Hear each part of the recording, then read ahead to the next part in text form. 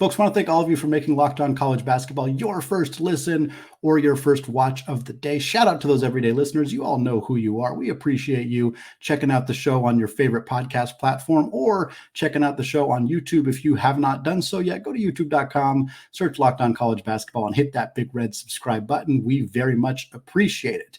We are here back with another conference preview. We've been doing these since early September, previewing every single conference in college basketball, talking storylines, talking coaching changes, talking our predicted winners, dark horse teams who could potentially win, and closing out the show with some award predictions, who's player of the year, transfer newcomer of the year, coach of the year, all that good stuff. Today, we are talking the Metro Athletic Conference, the MAAC. Very, very exciting conference here. Had a lot of fun stuff. St. Peter's is here. Iona is here, of course. Some fun teams to discuss. But the big storyline in the MAAC, Iona loses Rick Pitino. Rick Pitino, of course, coached at Iona for the last 3 years. His return to college basketball after leaving Louisville, despite with all of the allegations. Very tumultuous career for Rick Pitino. Now, after 3 years coaching the Gales, he heads back to the Big East. The Big East and Rick Pitino are made for each other. He started his career at Providence, of course, took that team to Final Fours, had some tremendous success with the Friars, was at Louisville for a very long time, led them to that national championship in 2013, which has, of course, since been taken away from them because of NCAA sanctions. Now he's back in the Big East at St. John's. We have talked a ton about what Pitino means for St. John's, what it means for that program, what it means for that conference, but we haven't talked much about what it means for Iona. And that's the biggest storyline in the MAAC this upcoming season, because Iona replaced him with Tobin Anderson. And Tobin Anderson has only coached in Division I basketball for 1 year.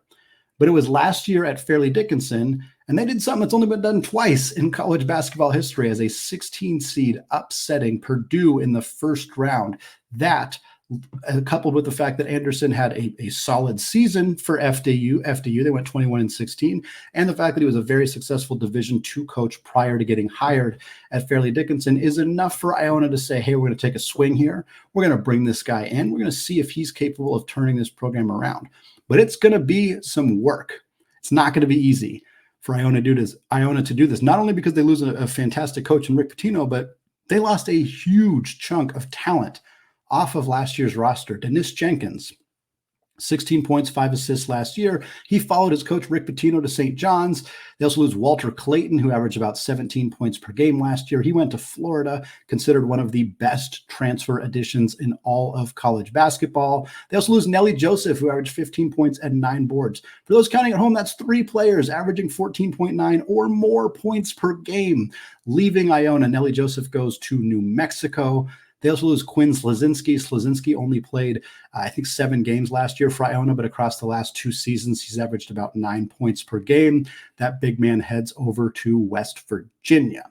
Beyond that, they also lose Cruz Davis and Sadiku Abin-Ayo, who both go to St. John's following Dennis Jenkins and Rick Pitino. They also lose Anton Brookshire to Austin Peay and Silas Sunday to Hofstra. That's a whole bunch of players out the door for Iona. Huge story is how Tobin Anderson is able to get this team pointed in a different direction if they can stay at the top of the conference despite a new coach and a bunch of new talent.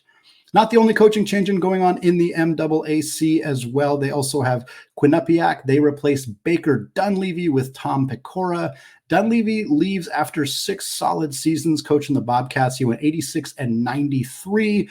Not great, but he did go 20-12 last year. Probably had some opportunities to take some other head coaching jobs, but instead he heads back over to Villanova to take over as their general manager, a new role we're starting to see crop up for these programs that are wanting somebody to come in and help manage NIL and manage various other aspects of the team. And Dunleavy's going to take that job at his alma mater at Villanova. So Quinnipiac has to look for a new coach. They go hire Tom Pecora, a guy who's been a head basketball coach for over 15 years.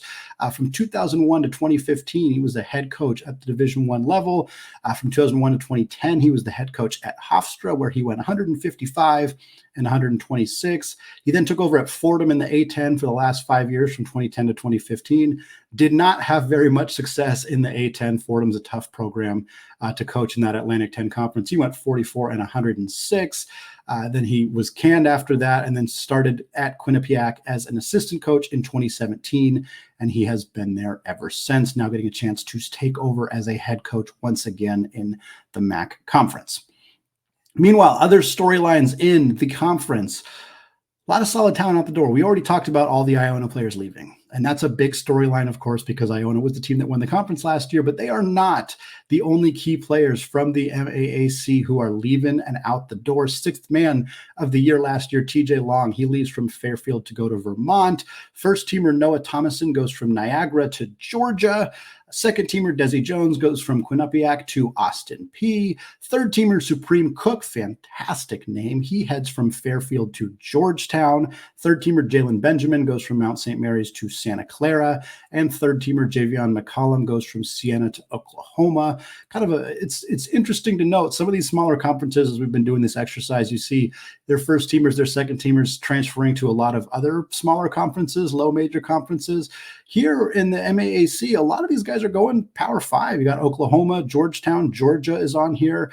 Of course, with the Iona guys, you had Florida and St. John's. You also had West Virginia. Like a lot of these guys heading up to the Power 6 level. I think that's a good indication of the talent level in the MAAC, although it is, of course, always sad for people who are fans of these teams, fans of these conferences, to see, three of their third teamers, one of their second teamers, a couple of their first teamers leaving out the door via the transfer portal.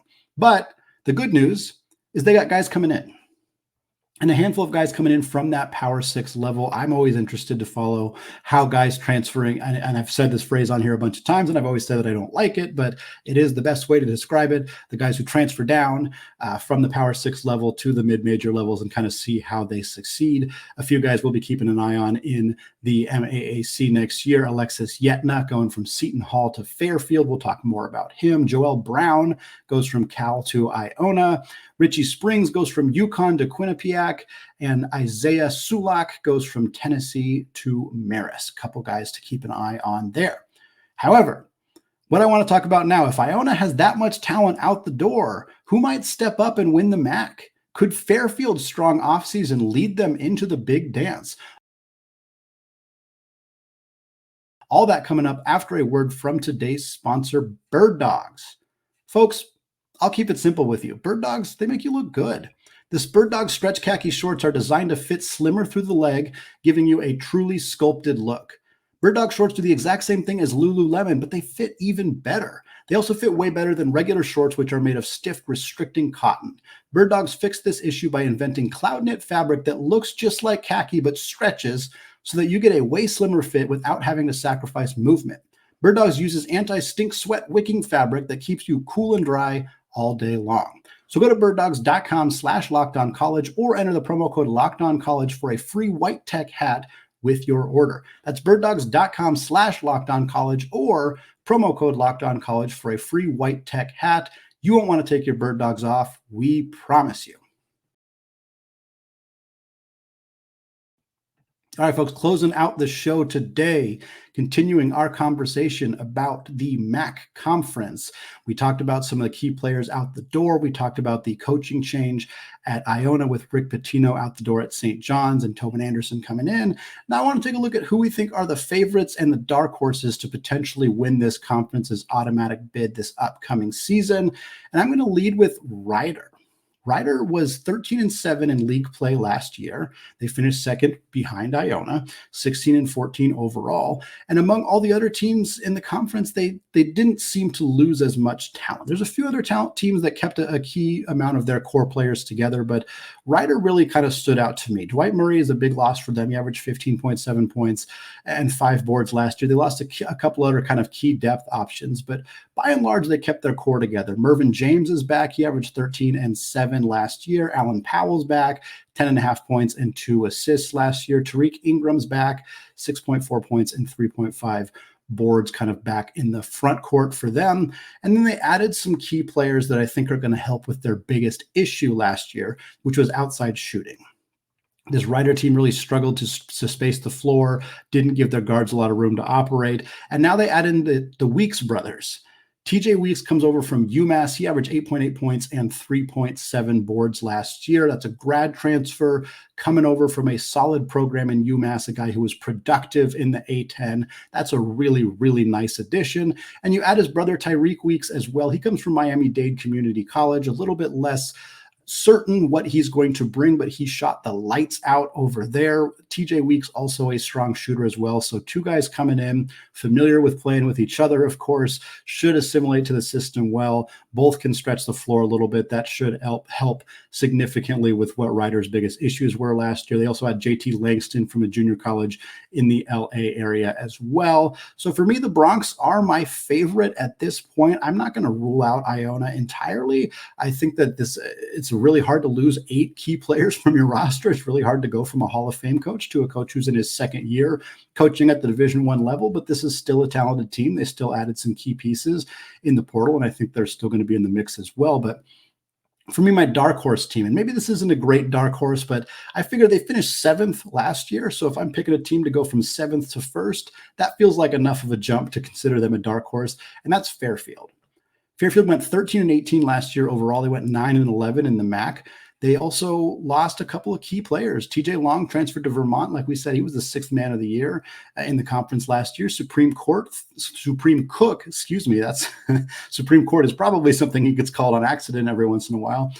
Third teamer in the conference last year. He's the one who transferred up to Georgetown to join Ed Cooley's squad. They also lose Alan Gian Rose, who averaged 10 points and 4 boards last year. So that's a lot of talent out the door for Fairfield, but they keep Caleb Fields, their starting point guard. He averaged 11.7 points, 2.5 assists last year. He's a grad student, a very experienced guy. You always love having veteran guards. We talk about that a whole bunch here on Locked On College Basketball. So they got Caleb Fields coming back. Beyond that, they had a really solid portal class coming in. 2 really key additions that I think are going to make a big difference, and how these guys perform is going to determine whether Fairfield can truly jump from 7th in the MAAC all the way up to 1st. The first one is Alexis Yetna.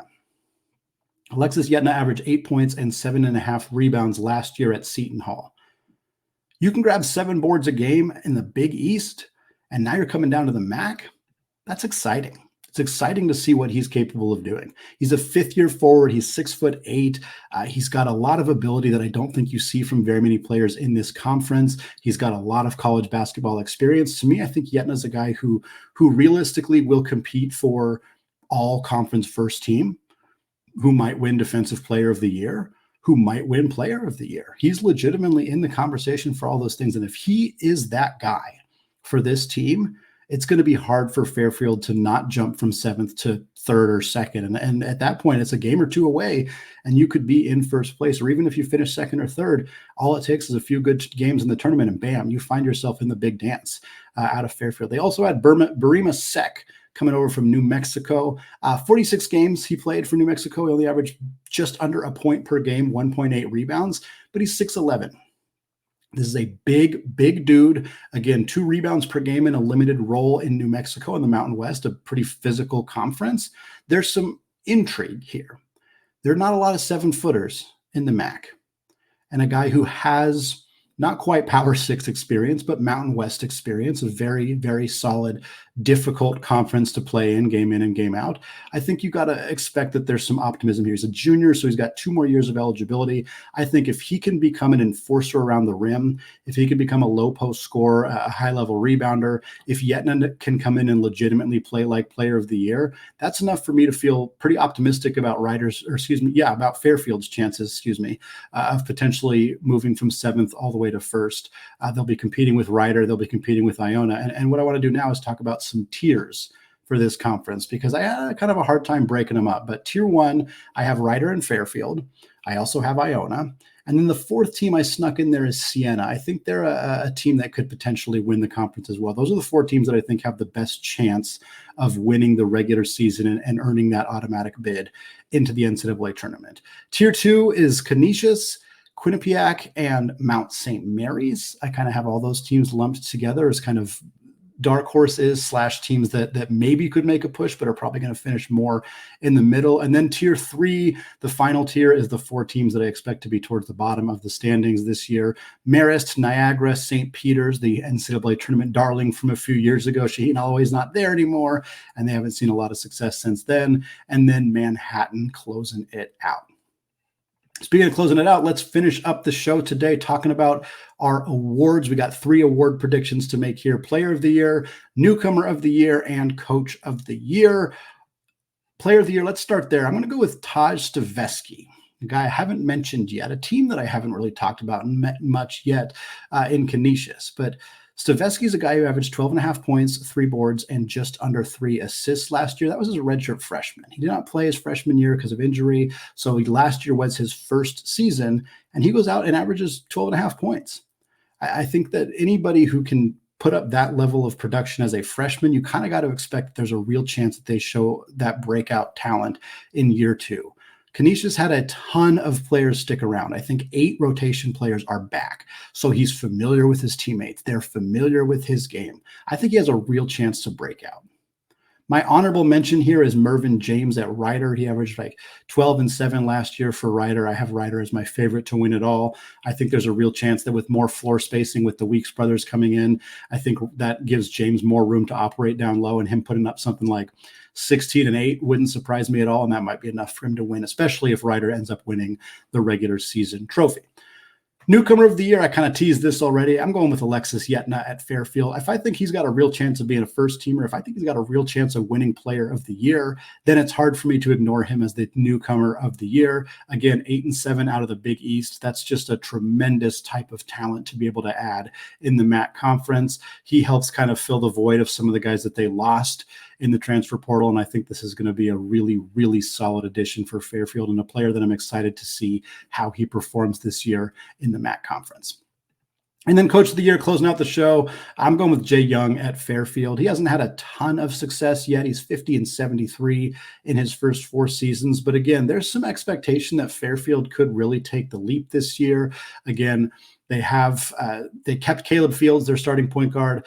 They're bringing in the 2, they're bringing in Yetna, coming over from Seton Hall, Burima Sek, the big man from New Mexico. I think if those guys can help lead Fairfield to a second place finish, even third place finish might be enough for him to win Coach of the Year. If they finish first, he's almost guaranteed to get it. But if they go from 7th to 2nd, I think there's a chance that Young takes the award here from Rider's coach, even if Rider goes from 2nd to 1st. So it'll be interesting to see how that shakes out. But Fairfield's the team that I expect to take the biggest jump from last year to this year, and that tends to be how Coach of the Year award is given out. So to me, give me Jay Young taking home Coach of the Year in the MAAC. That's going to wrap us up for today here on the Locked On College Basketball Podcast. Thank you so much for making the show your first listen or your first watch of the day. We got more conference previews coming up. We got more updates going on around college basketball. Transfer portal changes might be coming from the NCAA Council. We got all sorts of good stuff, some recruiting stuff as well. So stick with us. Thanks for making us your first listen every single day. Thanks for hitting that subscribe button on YouTube. Go do so if you have not done so yet. And once again, thank you for listening. And until next time, peace out.